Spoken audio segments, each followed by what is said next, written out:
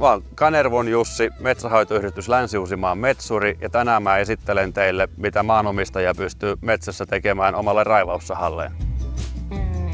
Tärkein asia, mitä sulla voi olla kunnossa, on terä. Eli tänään me käydään raivaussahan terän terotus, haritus, kunnostus ja vaihto läpi.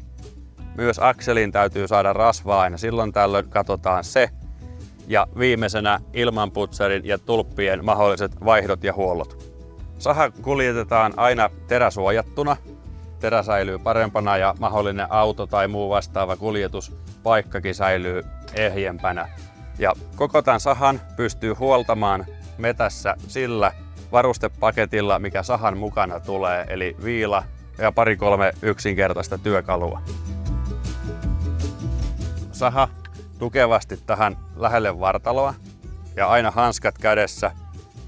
Ja ennen kuin ruvetaan terottamaan, niin voidaan nopeasti kokeilla, että onko terä ehjä. Ja jos terä helisee kauniisti ja pitkään, niin silloin se on ehjä. Jos terä on haljennut, niin se särähtää ja silloin terä on vaihdettava. Mutta terotuksesta raivaussahalla myydään viila ja viilan ohjain, mikä on äärettömän hyvä. Eli raivaussaha viilataan pitkällä tasaisella työnnöllä viilan ohjaimen osoittaman kulman mukaan. Ja kun tämä puoli terästä on saatu viilattua, viilataan toinen puoli ja lasketaan taas työnnöt. Silloin terä pysyy symmetrisenä ja puree puuhun hyvin. Terotuksen jälkeen voidaan tarkistaa niin sanottu harituskulma. Viilalla, kun laitetaan viila 2 hampaan väliin, ja silloin kun me nähdään tossa noin millin 2 rako, on haritus kunnollinen, eli silloin terä syö puuta hyvin.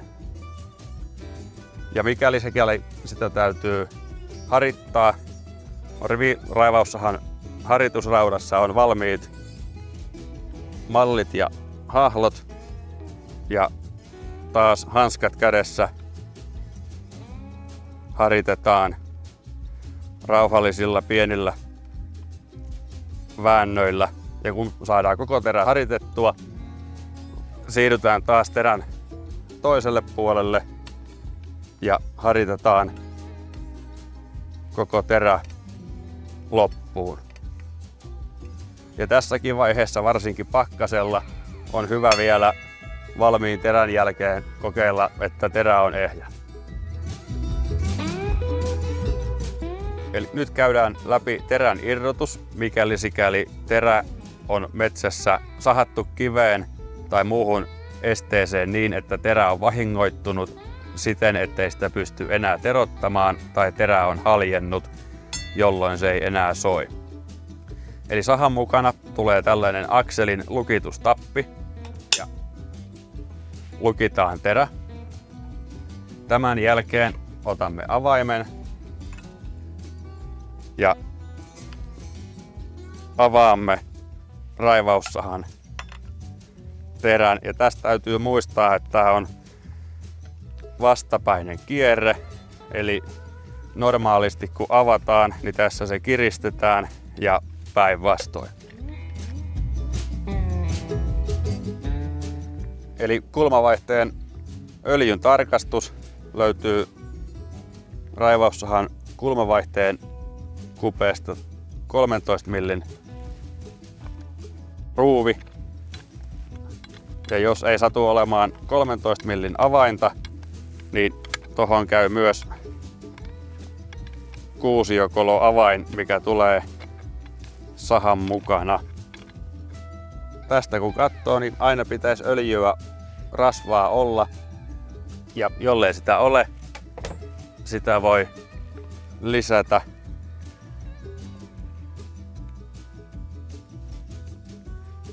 Näin. Ja taas päinvastaisessa järjestyksessä kiinnitetään. Puhdistetaan ilman suodatin. Tässä sahamallissa se on muovisilla klipsuilla kiinni. Kansi pois, ilman suodatin on siinä. Ja tää olisi hyvä kerran päivässä, kerran viikossa ihan sahan käyttöön perustuen niin putsata. Pidentää sahan käyttöikää. Tulpan vaihto ja tarkastus. Otetaan tulpanjohto irti, jonka jälkeen avataan tulppa. Näissä sahoissa olisi hyvä vaihtaa tulppa noin 200 tunnin välein. Silloin pysyy ainakin sahan sähköjärjestelmät kunnossa. Tulpan kunnon pystyy tarkistamaan metsäolosuhteissa helposti laittamalla tulpan kiinni sahan runkoon ja vetämällä. Ja jos kipinä on kirkkaan valkoinen tai kauniin sininen, tulppa on vielä hyvässä kunnossa. Eli nyt kun saha on huollettu, tankattu, on aika lähteä töihin.